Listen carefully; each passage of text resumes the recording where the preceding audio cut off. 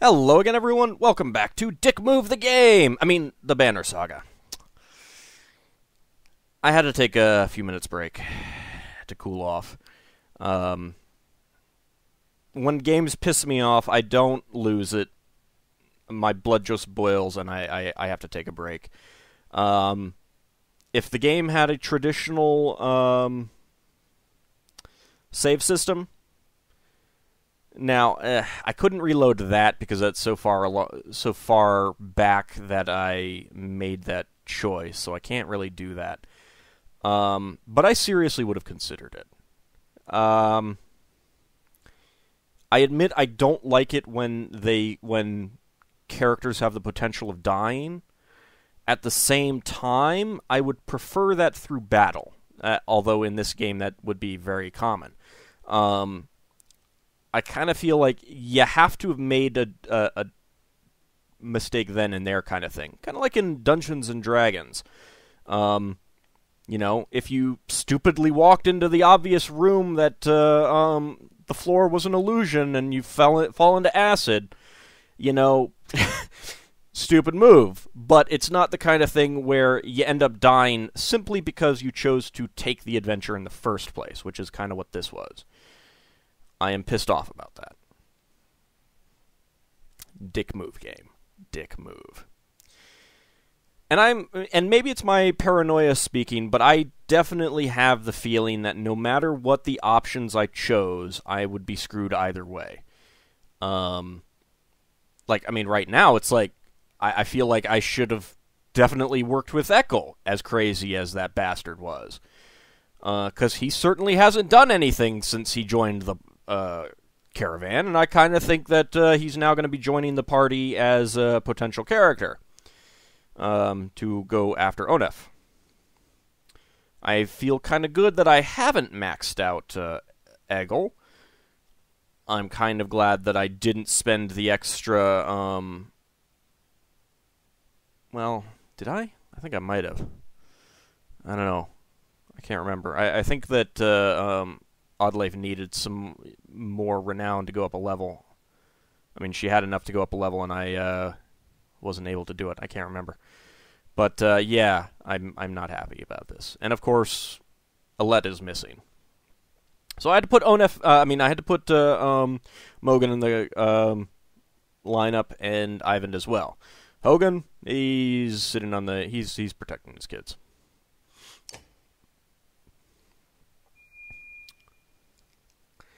Not happy game. Very not happy. Alright, let's see. What do we have? Two archers who look pretty simple. Backbiter, Raider, Shieldsman, Backbiter. Alright, let's see. I do like these two being here. Let me move them up here. Actually, on that second thought, let's get you back there. That's a Thrasher veteran, yeah.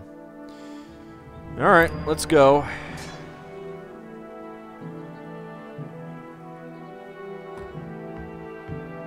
Let's move up there. You can just die.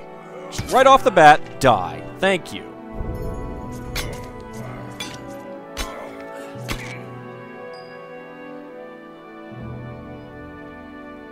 That's a Backbiter, and that's just a Raider. You know what?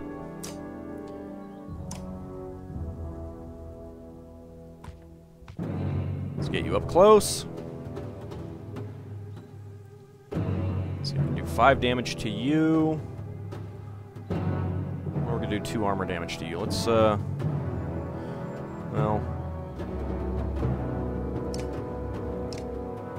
let's start by taking out your armor. So that guy's a little bit weaker.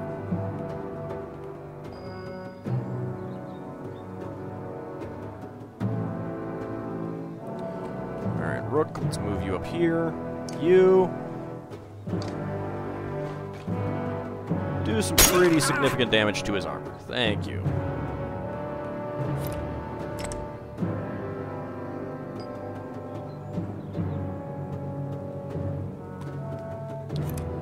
you, I am definitely going to blow through your armor with as much as I can with you. Thank you, Nid. Who are you attacking? You're attacking Rook. I can deal with that. Oh, 8 damage? Oh, that's nice. What Bloody Flail do? Yeah, Bloody Flail would not be that good. Bloody Flail is only good when they're maxed out on, or pretty high up there on armor already. Nope, nope, no, I don't want that. Attack.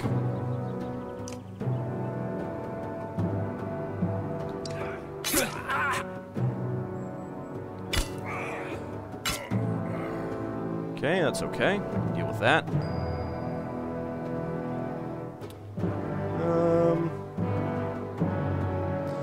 I would probably do that. Okay, let's see. Let's get you over here. And I think I will just mend up your armor a little bit.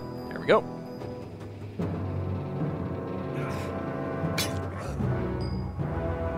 That is fine. You know what?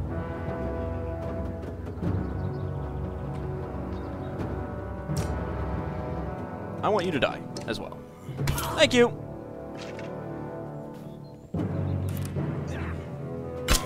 I'm really annoyed that you ran away so far. I could kill... Well, Krimmer does need some more. Let's see. Which one are you?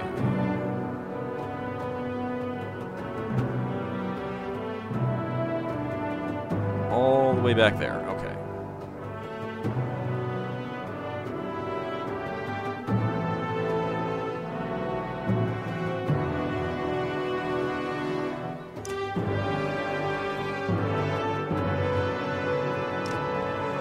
Some damage to your armor, I think. That is fine.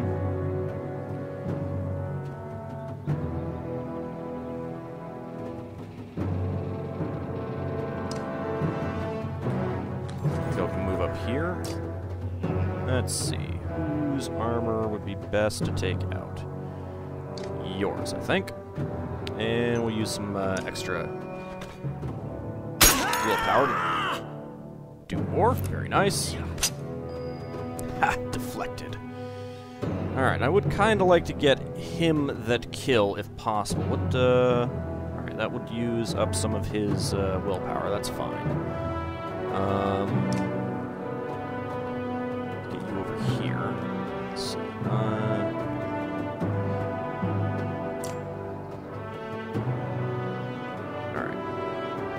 It's only going to do 2 damage, so that's probably not really worth it.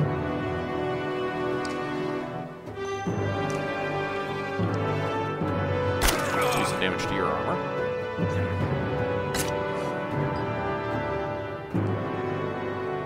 Alright. You, Thrasher, are going to die. Thank you very much. Excellent. And he's ready for a promotion. Very nice.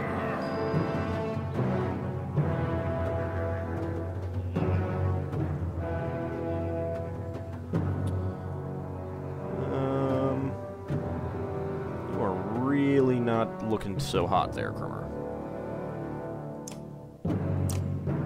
Let's mend your armor a little bit more. It's just 1. Probably wasn't worth it. Especially when they keep doing that.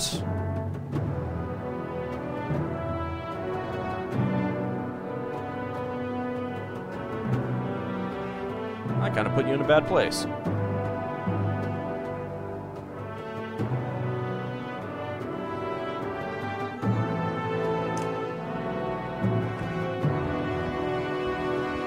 I could kill you, but let's battering ram you instead.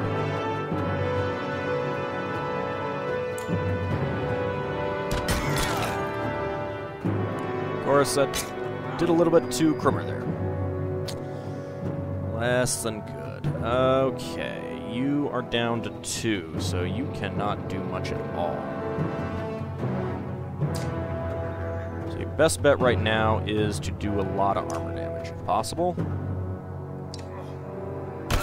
is not gonna do that much good. Yeah, that was not permanent. Oh, crap. Alright. I suppose this is what I get for trying to get kills for people who need them. 7 strength.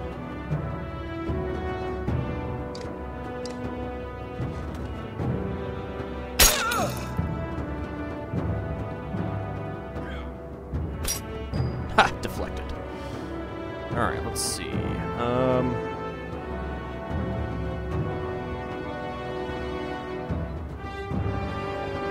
I suppose I could just kill him with her. Let's do that.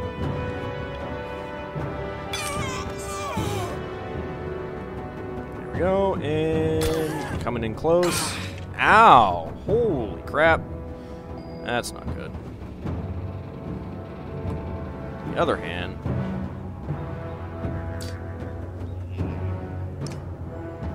that is not enough to kill you. Dang it.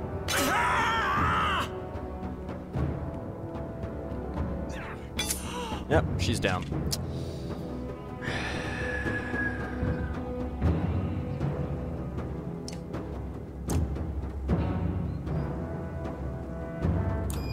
Arc lightning time. Well, you're gonna take the kill away from Mogan, but oh well. Mogan could probably kill that guy.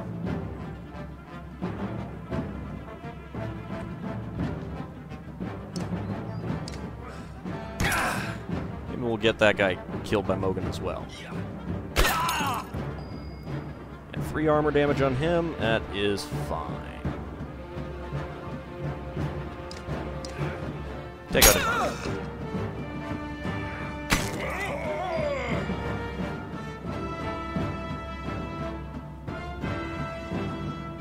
Let's get you closer to the other guy. 6. Now you're dead. Pillage mode. Yeah, let's see. Doesn't really matter. I'm just gonna rest.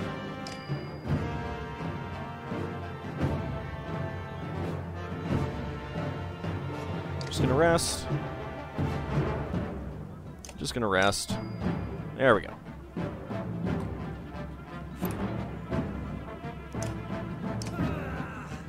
There we go. Got an extra kill for Mogan. I will admit that I like fighting the humans a little bit better. It tends to be easier. I clicked continue too fast. Where is Alette? Shouts Ivor, tearing through the nearest bandit, but you're already hobbling into the deep woods where they disappeared, ignoring the battle raging behind you. In a haze of pain, you start to think you've lost their tracks. Then you hear Alette screaming in the distance, followed by silence. You tear through the trees. In a small clearing, Alette lies with her back against a tree. Her hands and her clothes are covered in blood. She stares vacantly ahead, unblinking. She probably killed Onef. That's my guess. Beside her is the body of Onef. An arrow buried in his right eye is placed there by hand. She looks in your direction and then at Onef. I killed him, she says. Well, he deserved it at this point. Alette, are you alright? I can't exactly do a I've been stabbed in the lung voice, so, yeah, you'll survive without that. You cringe as much from the pain as the appearance of Alette after her bloody struggle with Onef. I forgot to start my timer. No, I'm not hurt. I had no choice. Dad, your chest, you're bleeding. Suddenly she is at your side, putting pressure on the wound. I can fix this. Where's my needle? Oddleif! Anyone! Ivor, I found them! Just as your sight goes black, you see Ivor and Alette standing over you. He's going to make it? You open your eyes to the sound of Alette's voice. Normally, a wound like that, I only hope I did enough. I'll survive. Dad! Alette stops herself from hugging your bandaged chest, pulling your head to her instead. The words come out easier than you expected. Oddleif. Oh, you know, that makes me not quite as angry. It's a good thing Ivan was there. She's going to pull through, though it was a nasty wound. We managed to kill most of those traitorous sons of bitches, and the rest fled into the woods. There were a lot of people I couldn't save. You did everything you could, Ivan. Nobody expects you to raise the dead. Let me guess, Eggle. Ivan frowns deeply, putting a hand to his forehead. Why did Onuf do this, Rook? He was talking to you right before it happened.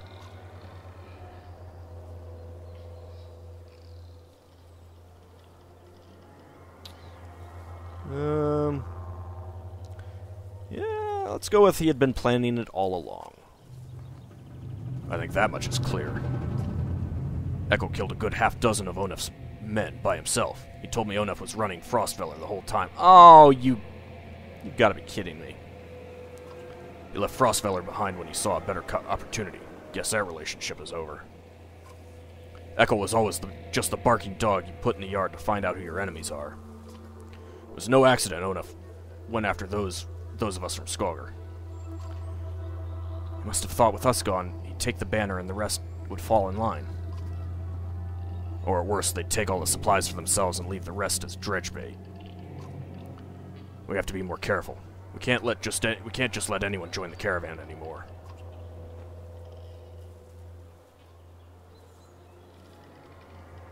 But where do you draw the line, Ivor? I don't know, Rook. I really don't. None of this changes the fact that Bellower is out there somewhere following us. That swamp around Sigurholm might buy us some time, but we've got to keep moving. Your body aches all over, but Ivor's right. The road calls. The caravan is ready and already starting to pack up camp.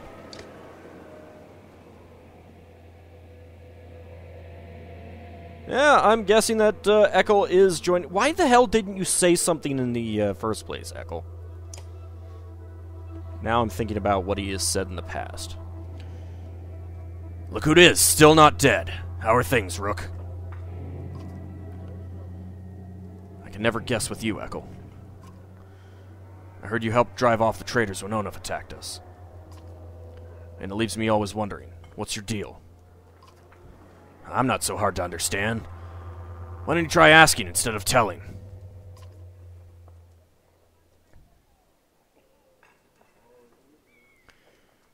Why didn't you warn us about Onuf?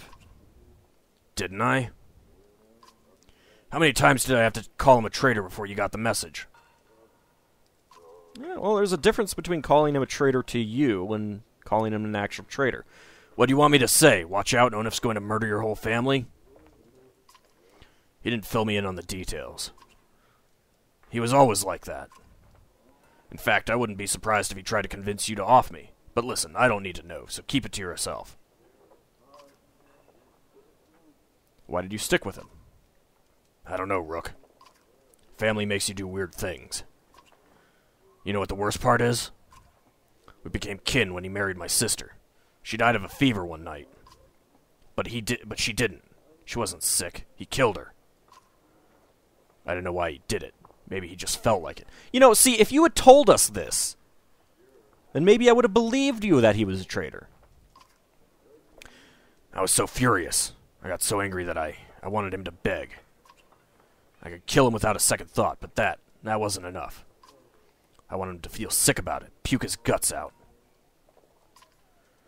And somehow that turned me into, over time, he never cared, and I gave up and did what he wanted. Don't know how it happened. But when I attacked you in Frostfeller, guess I'll just say it wasn't my idea. We could use a good fighter. Could have killed a lot more of them without my hands bound, if that's what you meant. If that's what you mean. So, Rook, I don't have to be your prisoner anymore? So you're going to let me walk around with my own axe and everything? Doesn't mean I'm not watching you. I can accept that. You're a good man. I need to get going. And I need to take a piss. Yeah, you go do that. You're not the only busy man around here, you know. You shake your head as Ekkel steps away from camp. Yay, she's not dead! Eggle is, but, Oddlife isn't. How is the wound? I suppose now that I'm thinking about it, since we haven't seen anyone like her, whereas Gunnulf was essentially a named generic warrior, Egil was a named generic warrior that we didn't know that for quite a while, though, until recently.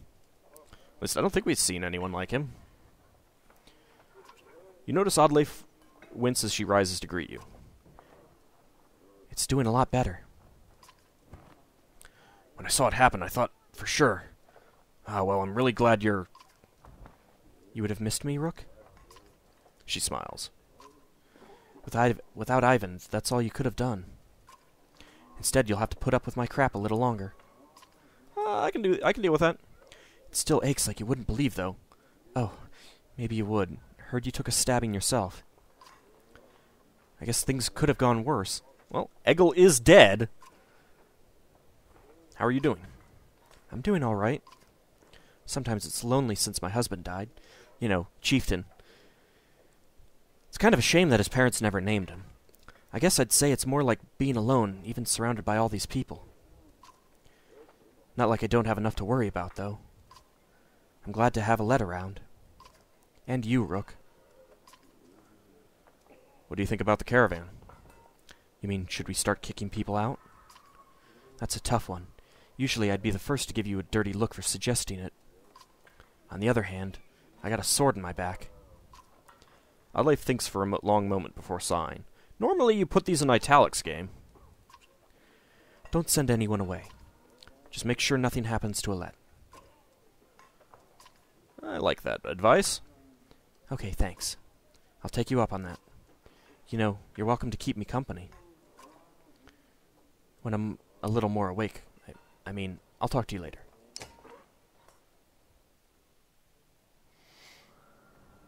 Alright, let's take a look at our heroes. So, she's wounded for 1 day, 3 days. 1 day for Oddlife. Mogan! Mogan, you can be promoted! I'm going to hold off on doing that, though. Egil, what are you? Grudge wielder. Run-ins with this lunatic have made you hesitate to let him fight by your side, but his strength and skill almost makes it worth the risk.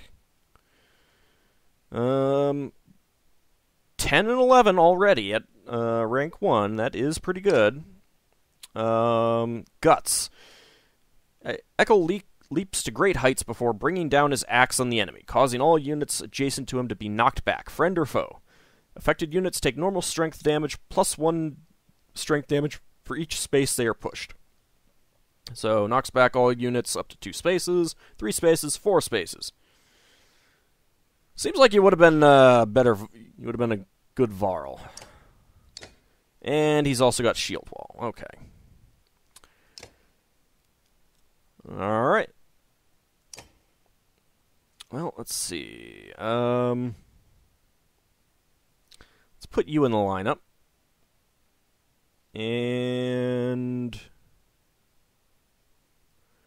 I'll swap Nid out with Alette for now.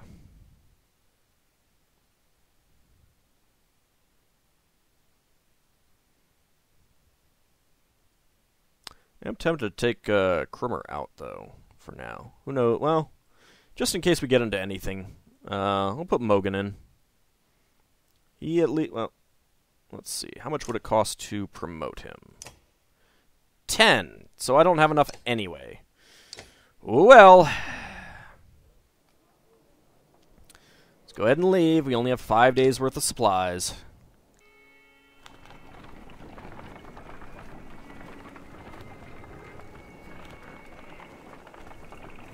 It is a shame that Egil is dead, though. I kind of liked him as a character. And I was getting to like his abilities. I mean, he was very good for preventing damage to other people. A scout returns with a nearly frozen child. I almost stepped on her in the snow. Looks like she must have been running from something, he says. Patches of blue mottle her pale skin, but her chest rises and falls ever so slightly. Even just carrying her along could kill her in a state like this. Oh.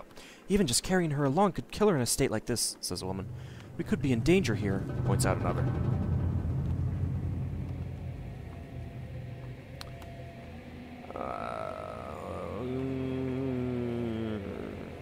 See, again, the game likes to kick you in the nuts for being nice.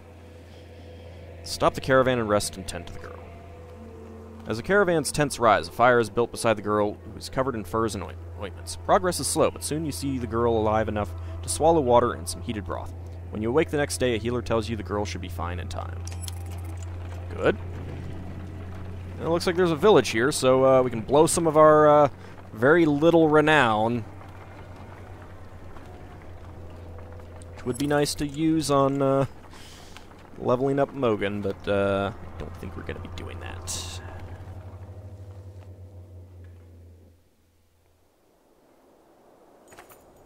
The villagers here are completely oblivious to the destruction that is coming. All we've seen is some dark figures far off, they tell you. Aside from a few young families, they're reluctant to pick up their things and join you. That didn't actually give us any options. And we didn't get any supplies from that either. Lightning Runestone. Plus 10% chance, times 2 strength damage, plus 1 drawing aggro. A small stone with curious carving that conjures images of furious lightning storms. Statue of a sightless man. Figurine occasionally carried by older warriors who believe it could temporarily blind their enemies. And a whalebone needle. Plus 1 armor on rest. Plus 20% dodge strength attacks, plus 2 strength. That is pretty nice, but 1 renown gets 5? Ugh.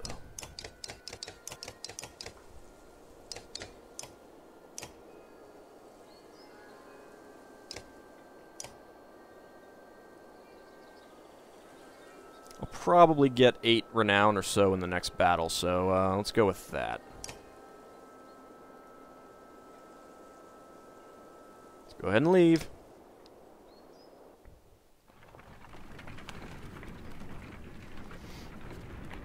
Of course, since I forgot to start my timer, I'm not sure exactly how long we have until the end of the episode.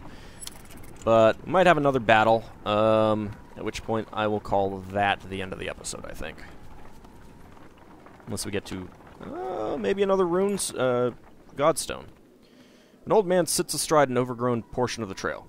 You lost? You ask. He adjusts the leather strap on his head and says, "No, are you?" He jumps up and shuffles towards the caravan, his tattered clothes revealing no weapons. "Well, I've seen better," the old man says, peering into the supply wagons, "but I'll join you." He stands next to a fighter, throws his beard over his shoulder, and puffs up his chest. The fighter grins, and the stranger exhales, asking, "What are we waiting for? Lead the way!" "Who are you, and what are you doing out here?" "Call me Unar, or anything else you like," the old man says. "A man goes where he pleases, doesn't he?" His stern look is more comical than intimidating, but you stop looking for answers. You're welcome to join if you can keep pace. "Keep pace?" The old man puffs through his mustache. "No fleeter than old Unar. And husbands, mind your wives. I'm cursed with the golden tongue, not silver." The caravan enjoys a good laugh as they start moving once again. Okay. Is this going to kick me in the nuts? I am definitely expecting every decision I make to kick me in the nuts now. "More supplies missing," the woman by a wagon says to you. "And look, tracks. Right here, they look like children's footprints, but my husband and I followed them into the wilderness a ways. They meet up with some adult tracks, no telling how many."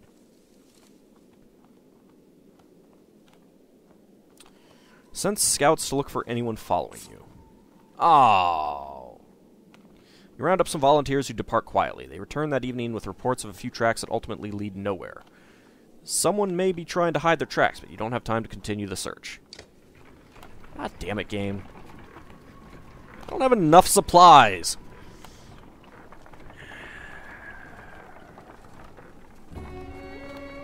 Yep, another Godstone. You can tell because the music changed.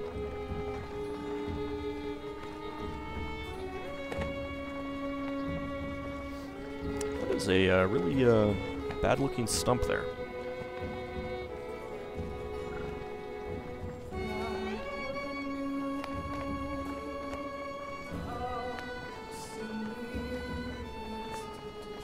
I like how you can see Oddleif, there's Krummer, there's Ivor, of course.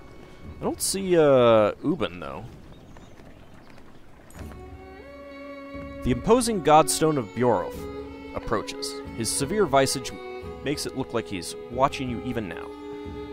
Visage, whatever. I'm not sure how to pronounce it, actually. The caravan spreads out, happy to be free of the confining forest and open fields. Hogan pulls you aside to show you some red berries growing on an ash tree that looks like it was chopped down long ago. These shouldn't be growing here, he says excitedly. I haven't seen these in a long time. He and Mogan busily go about collecting the berries. I hope they're safe.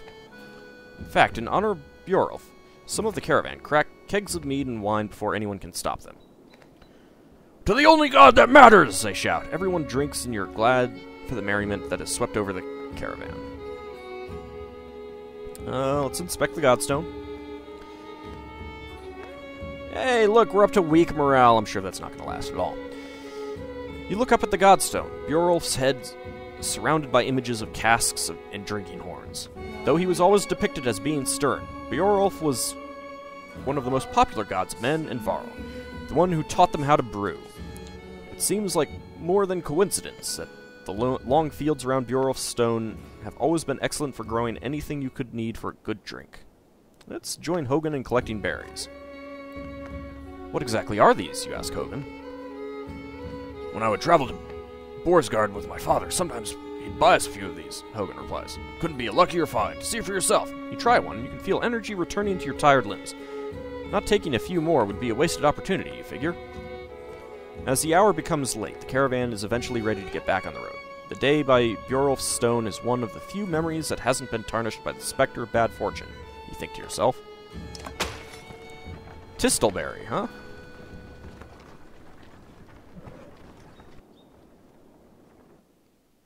Well, you know, this might be a good opportunity to camp and rest. And, of course, we're back down to 4 morale. Wait, we got a village coming up. Rainvik. You notice most of the Varl pacing while others sleep. Their brief conversations with each other and other clansmen grow shorter and sharper. Go away, roars one Varl at a young girl asking him too many questions. All the clansmen stop and stare. What is wrong with you? The giant explains. We live in the north for its spaces, endless miles of snow, ice, mountains, fields, space to be alone. But here there's no time for such things. Understanding slowly trickles through the caravan, leaving some of the tension. You know what? Let's go ahead and camp. I think this might be a shorter episode, I'm not sure. But I have a feeling that something is going to happen at that next town. So let's take a look at what the tinselberries do. Tistelberry. An addictive berry found deep in the Langloom forest that, when eaten, makes one feel pretty good about things. Plus 2 will on rest. That would not be bad for Ivan, but no one else can use this item right now.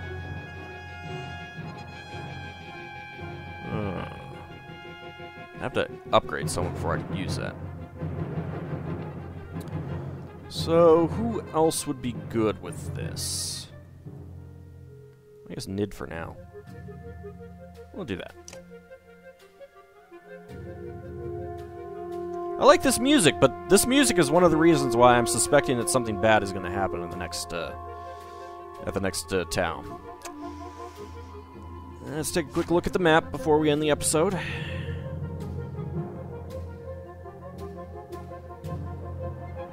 Yep, just about at Rainvik. There's Borsgard.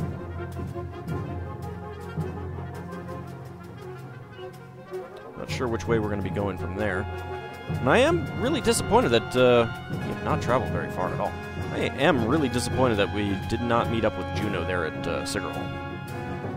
I was really looking forward to getting her in the party, assuming that that's what the case that would be the case. See, just listen to this music. This is foreboding music. Something is not going to be good at that next city, town, whatever. Alright, well, we will call it an episode, and in the next one, we will head to Rainvik, see what's going on. See you then.